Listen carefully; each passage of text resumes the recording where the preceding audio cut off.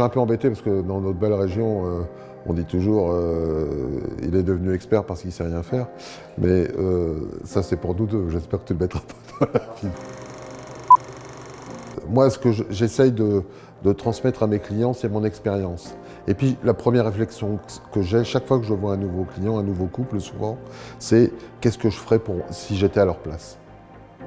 Alors, si j'ai une certaine expertise, c'est plutôt dans la capacité que j'ai à leur faire accoucher leurs besoins, leurs désirs, leurs objectifs. C'est ça ma capacité.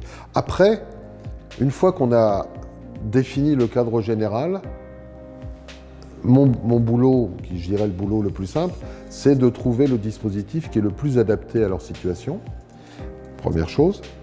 Deuxième chose, c'est de leur trouver le bien qui est le plus adapté à leurs souhaits, y compris leurs souhaits les plus cachés. Le cas classique, c'est le client qui me dit « Oh ben moi j'ai bien compris que je faisais un investissement, quel que soit l'endroit où se trouve l'investissement, ça n'a pas d'importance puisque ce sera du locatif. »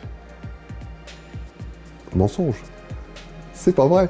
C'est pas comme ça que ça se passe. La réalité, c'est que si vous leur proposez un bien qui est proche de chez eux, ou proche de l'endroit où ils sont nés, ou proche du lieu où ils adorent passer leurs vacances, ça se passera beaucoup mieux.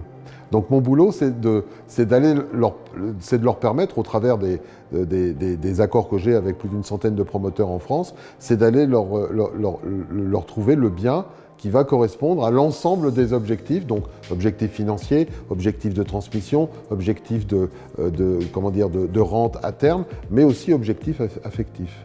Parce que moi, je pense, à la différence de beaucoup de gens, on ne fait pas de l'immobilier sans affectif.